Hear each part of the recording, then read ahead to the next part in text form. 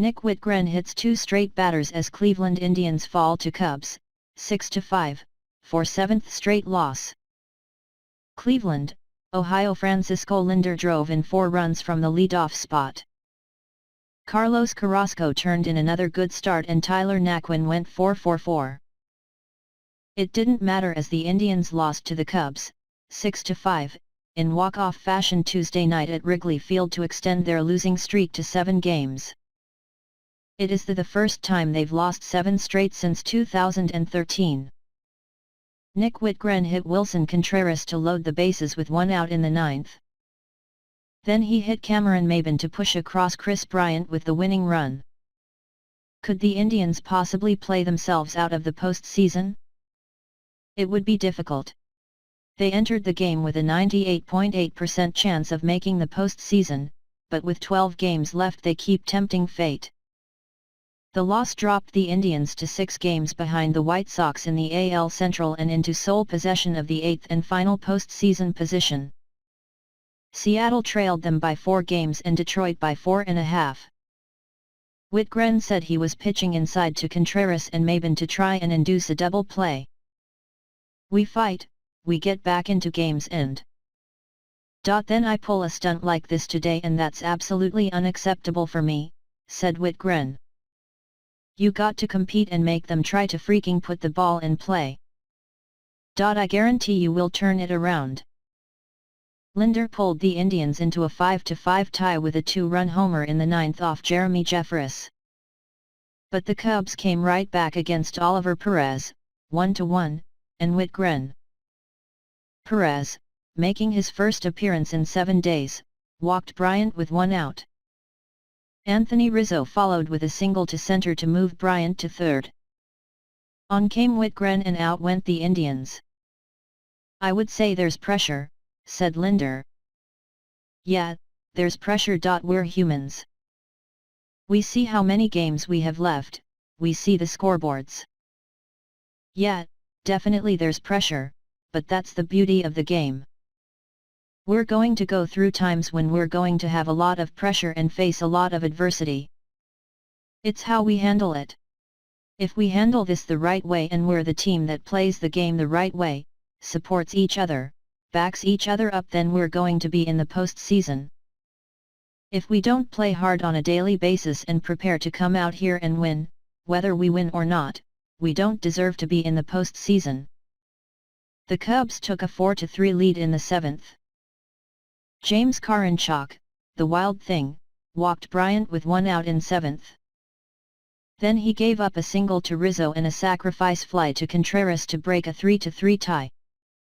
Chicago made it 5-3 in the 8th thanks to some sloppy Cleveland defense.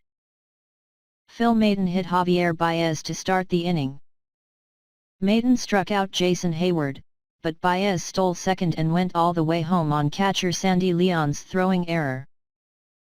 Baez never stopped at third as DeShields was slow to get to the ball and made a short relay throw to Mike Freeman, whose throw home was offline. Lindor called the play crazy. "That's how he plays," said Lindor. "He plays hard. Anticipating, and the third base coach sent him all the way. Overall, it's a hard play. Impressive, but at the same time we could have got him out twice. It worked out on his side." "Twice?" "Yep. At second if the throw had been right, or if I would have caught the baseball, I thought he was going to be out," said Lindor. "And the same thing at home.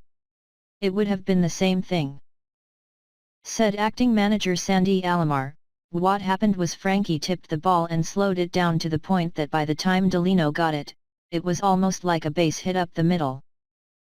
Baez has a lot of instincts, he figured that out and he went to home plate." Leon was in the game because Roberto Perez left with a sore lat muscle after he threw out Ian Happ at second base in the 7th. Perez has been bothered by right shoulder issues since the start of the season. "He has a little lat problem, the same thing that's been bothering him," said acting manager Sandy Alomar. "Sometimes it gets tight. It's one of those things where maybe you make a throw here or there and it kind of grabs you a little bit and after that, it goes away. So we're going to have to deal with that. Either that, or take a few days off. The Indians did a nice job against Yu Darvish, one of the NL's top Cy Young contenders.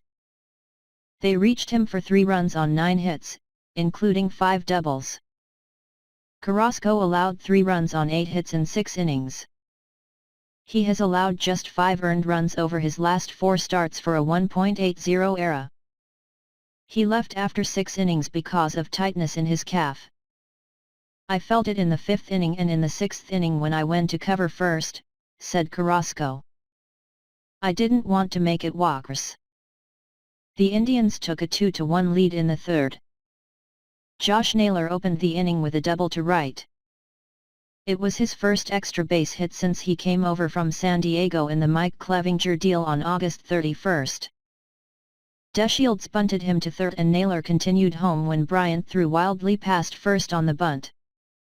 DeShields, credited with a single, went all the way to third on the Bryant's throwing error. Linder made it 2-1 with a bloop double to left. Linder advanced to third on Freeman's slow roller back to the mound. Jose Ramirez sent a fly ball to right and Linder tried to score, but Hayward threw him out to end the inning. The Indians challenged the play, saying catcher Victor Caratini didn't give Linder a path to the plate. The call on the field stood. Linder came back in the 5th to push the Tribe's lead to 3-1 with a single to center. DeShields, who doubled with 1 out, scored. The Cubs caught up to Carrasco in the 5th as the first 4 batters hit safely to tie the score at 3. Ian Happ opened with a double over DeShields' head in center. Bryant singled to left as Happ scored.